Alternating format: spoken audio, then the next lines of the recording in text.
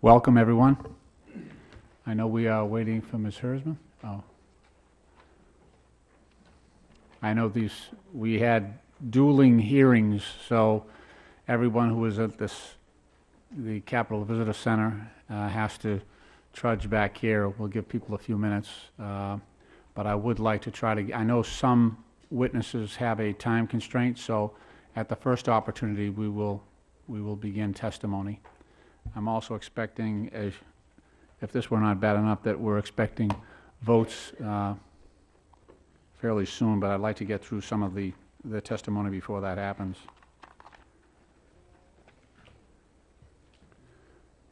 Thank you for bearing with us.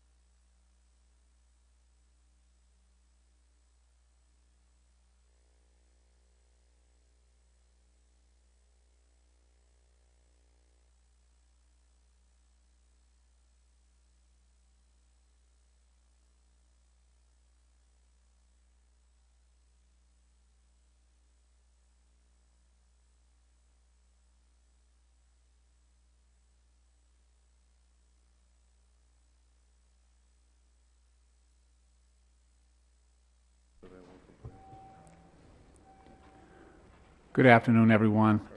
Because of the crazy schedule here, I'd like to call this hearing to order. The Subcommittee on the Federal Workforce, Postal Service, and the District of Columbia's hearing will now come to order. I'd like to welcome those members in attendance. I know that Mr. Chaffetz was just with us at the earlier hearing, so he's in transit right now. And I'd like to thank all of our witnesses and those in attendance this afternoon. The purpose of today's hearing is to explore the steps the Washington Metropolitan Area Transit Authority has taken to address the safety findings and recommendations contained in the recent National Transportation Board's issued Railroad Accident Report on June 22nd, 2009, Metro Rail collision. The Chair, the Ranking Member, and the subcommittee members will each have 5 minutes to make an opening statement, and all members will have 3 days to submit statements for the record. Hearing no objections, so ordered. As stated earlier today, hearing has been called in order for the subcommittee to once again receive an update on the steps the Washington Metropolitan Area Transit Authority is taking to ensure that the Metro Rail, bus, and paratransit services are operating at the highest possible levels of safety and reliability. Today's hearing, which marks the 3rd subcommittee hearing held on the Washington Metro in the 111th Congress, will also entail a full discussion on the findings and recommendations contained in the National Transportation Safety Board's recently issued Railroad Accident Report on the June 22, 2009 Red Line collision and the Washington Metro's efforts to address the NTSB's conclusions in that report. The Washington Metro Area Transit Authority is the National Capital Area primary public transportation agency and provides service to a population of over 3.5 million people within a 1,500 square mile area. Considering the estimated 40% of the federal employees who utilize the Washington Metro on a daily basis and the hundreds of thousands of D.C. area residents and tourists who rely on the system to navigate the nation's capital, it is critical that America's transit system, so-called, be at the highest level of dependability and safety. Since the June 22, 2009 Red Line collision, which left 9 people dead and 76 injured, serious questions have been raised by the Federal Transit Administration the Tri-State Oversight Committee, and most recently the National Transportation Safety Board regarding deficiencies in the Washington Metro's safety culture. Notably, the National Transportation Safety Board concludes that shortcomings in the Washington Metro's internal communications, in its recognition of hazards, its assessment of risk from those hazards, and its implementation of corrective actions are all evidence of an ineffective safety culture within the organization, close quote. In light of these concerns, I'm particularly interested in hearing about the specific actions that the Washington Metro has pursued over the last several months to elevate and improve the organization's safety record and performance. I also look forward to discussing ongoing efforts to strengthen and empower the Tri-State Oversight Committee, which serves as the Washington Metro's state safety oversight agency in accordance with FTA regulations. I understand that the Washington Metro is currently navigating a complex transition period, and while today's hearing is aimed at addressing the transit system's safety and reliability challenges, we cannot ignore Washington Metro's financial challenges, which, whether we like it or not, impact the organization's ability to achieve certain standards of safety. Additionally, I'd like to note that the federal government has a role to play in promoting the safety and service of the Washington Metro, and I welcome the opportunity to hear more about what we here in Congress can do to help the Washington Metro at this time. Again, I'd like to thank each of you for your willingness to be with us and to help the committee with its work, and I look forward to your participation in today's important hearing. I will now yield, in light of my colleague and friend Mr. Chaffet's absence, I will now recognize, and it is understandable. We were in two competing hearings. I ran a little faster than he did to get over here. He will be along directly. He's very diligent about that. I'd like to recognize Ms. Eleanor Holmes Norton, Congresswoman from the District of Columbia, for 5 minutes. Thank you very much, Mr. Chairman, and thank you above all as we come to the end of this session for the way you have thrust this subcommittee in the leadership on Metro matters. You indicated we've had 3 hearings. We even had a hearing before the collision. But, Mr. Chairman, you have taken the leadership in making sure that there was direct and timely and constant oversight from the Congress. And I particularly appreciate that you're holding this hearing on the NTSB recommendations before Congress adjourns so that work can begin on them beyond what I'm sure is already taking place. I want to emphasize again, Mr. Chairman, that beyond the interest, the obvious interest of members of the committee who are from this region, there is a strong federal interest in what happens to Metro, since the plurality, indeed almost half of its riders on weekdays are federal employees, which is why we subsidize them to get to work. Anyone who doubts that need only think of the snowstorms of the past winter, when it became clear that if Metro shuts down, so must the government shut down. So we have an interest in Metro beyond even the private sector here, and particularly in the fact that it has for decades been plagued by a series of safety issues. The NTSB, of course, has been on top of these issues throughout, and this subcommittee has been at pains to see that others with oversight are also as diligent. Mr. Chairman, the most disturbing part of what we've known from briefings from the NTSB is that this tragedy was preventable. There was no signal that there was a train on the track, and yet there were systems in the hands of Metro which could have indeed been in use. That has led the subcommittee to focus on safety, and the NTSB's recommendations on safety culture is the recommendation that, at least in my view, has at least has focused most of my attention. I hope this won't be seen as a reflection on the workers, because as I questioned Ms. Hersman and and others at NTSB, I learned that NTSB was almost alone in not having a non-punitive safety culture. Apparently, other common carriers understand that the safety culture has to be non-punitive, so that if you report, that report won't result in punishment. Why would anybody report then against their own personal interest? Yet it appears that that is the way in which Metro has operated. That's not the way in which, according to NTSB, trains operate. That's not how our airlines operate, and they've long had non-punitive cultures. And I'm sure if we had such a culture at Metro, much of the rest would take care of itself. Mr. Chairman, I note that even as we are in session, here in the subcommittee, the NTSB Reauthorization Act is going to be on the floor today, and I'm pleased to note that. I have a section of that bill that's far less important than the reauthorization itself, but it would clarify that NTSB can make interim safety recommendations. NTSB was on point in making all the recommendations that should have been followed. At the same time, we can hardly blame Metro, which only got the first $150 million this year. It's going to get another $150 million for not having replaced the trains and the tracks and the rest. Although I do believe the track matter did not require that the overhaul of the system that we now know must take place, and Metro is certainly to be held accountable for that. Regret that only after the tragedy did the first $150 million come, but now they seem to be coming in regular order, and I will be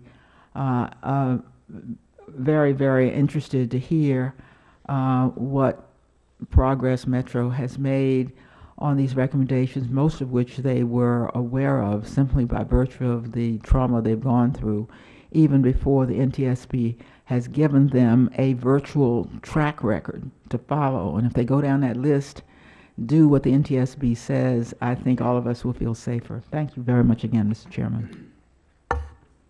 Thank you. I am going to fully recognize my Republican colleagues when they do arrive, but in the interest of time, what I'd like to do is, first of all, I'd like to ask all of our members, it's the custom before this committee that anyone who is offering testimony must be sworn. So may I please ask you to rise? Raise your right hand. Do you solemnly swear that the testimony you're about to give before this subcommittee is the truth, the whole truth, and nothing but the truth? Okay, let the record show that each of the witnesses has answered in the affirmative. I know that a few of you have been here before this committee, and you understand the lighting system we have here. That little box at the middle of the table will flash green when you're to begin your testimony, and then after it turns yellow, you're to wrap up your testimony, and then the red light indicates that your time has expired. What I'd like to do is to first offer some brief introductions of our panelists. First of all, Deborah A.P. Hersman was sworn in as the 12th chairman of the National Transportation Safety Board on July 28, 2009, following her nomination to the post by President Barack Obama and confirmation by the United States Senate. Chairman Hersman is also serving a second 5-year term as a board member on the National Transportation Safety Board. While I think initially we had a conflict for time, I think we've resolved that, and which is important. And I appreciate your diligence in being here and the important role that you've played, not only in identifying the causes of this accident, but also in the recommendations that you have made to make necessary corrections. So I'm very happy that you'll be able to join us for the full hearing. Ms. Catherine Hudgens is the first Vice Chairman of the Washington Metro Area Transit Authority Board of Directors. Ms. Hudgens joined the Metro Board in January 2004 as an alternate director. She was appointed as Principal Director in 2008, representing Fairfax County, Virginia. Ms. Hudgens also was elected to the Fairfax County Board of Supervisors in November 1999 and is currently serving her third term. Richard Sarles, am I pronouncing that correct? Richard Sarles was appointed interim general manager of the Washington Metropolitan Area Transit Authority by the Metro Board of Directors effective April 3rd, 2010. Notably, Mr. Sarles has more than 40 years of experience in the transit industry with New Jersey Transit, Amtrak, and the Port Authority of New York and New Jersey. He most recently retired from the New Jersey Transit, where he served as executive director. Matthew Bassett serves as chairman of the Tri-State Oversight Committee, the joint organization that oversees Metro Rail safety and security programs. Mr. Bassett works for the Virginia Department of Rail and Public Transportation, and prior to joining the Department of Rail and Public Transportation, he worked for the Maryland Department of Transportation's Rail Safety Oversight Programs. Anthony W. Garland is the recording secretary for the Amalgamated Transit Union, Local 689. Mr. Garland, originally a Metro bus operator, has more than 25 years' experience with Local 689. Prior to being elected a recording secretary, Mr. Garland served as a shop steward, executive board member, and assistant business agent of Local 689. Welcome, Mr. Garland. Francis DiBernardo is the chair of the Riders Advisory Council for the Washington Metro Area Transit Authority, which provides the Washington Metro Board with the riders' perspective on issues affecting Metro Bus, Metro Rail, and Metro Access. And Mr. DiBernardo is also the executive director of the New Ways Ministry located in Mount Rainier, Maryland. Welcome all. What I would like to do then is to ask Ms. Hersman if you'd like to begin by offering your opening statement for 5 minutes. Thank you. Thank you. Good afternoon, Chairman Lynch, Delegate Norton, members of the committee. The Safety Board is pleased to return to brief you on the findings and the recommendations from our report on the June 22nd, 2009 collision that occurred near Fort Totten. It resulted in 9 fatalities and 52 injuries. About a month after the accident, well, actually a couple weeks, July 13th, we issued 2 early recommendations. We testified before your committee the day after that on July 14th. On September 22nd, we issued 9 additional recommendations. We held a public hearing on February 23rd through 25th. We held our board meeting where we adopted the final report and 23 more recommendations on July 27th, 2010. And on August 9th, our board, the 5 members of the National Transportation Safety Board, met with the Metro Board, all the members of their board, to discuss our findings. We determined the probable cause of the accident was the failure of the track circuit modules to cause the automatic train control system to lose detection of the train, and thus transmit speed commands to the trailing train up to the point of impact. WMATA's failure to ensure that enhanced track circuit verification test was institutionalized and used system-wide, which would have identified the faulty track circuit before the accident. The lack of a safety culture within WMATA's failure to maintain and monitor the performance of its automatic train control system, GRS and Alstom Signal Incorporated's failure to provide a maintenance plan to detect spurious signals that could cause its track modules to malfunction, ineffective oversight by the Metro Board, TOC's ineffective oversight and lack of oversight authority, and FTA's lack of statutory authority. With your permission, I'd like to show a short animation of the accident sequence for the committee. The motion of the struck train number 214, was derived from data retrieved from event recorders. The striking train number 112 did not have event recorders. Consequently, its motion is derived by simulation of speed commands that were transmitted from the train control system and the train performance characteristics. The animation is going to show 2 views of the train in real time. The top of the screen shows an overhead view of both trains as they travel inbound on the red line. The striking train is indicated by the blue arrow, and the struck train 214 is shown by the orange arrow. The yellow dots on the track delineate each segment of the track, each circuit. WMATA's automatic train control system is designed to issue speed commands to trains to ensure that at least one unoccupied track circuit separates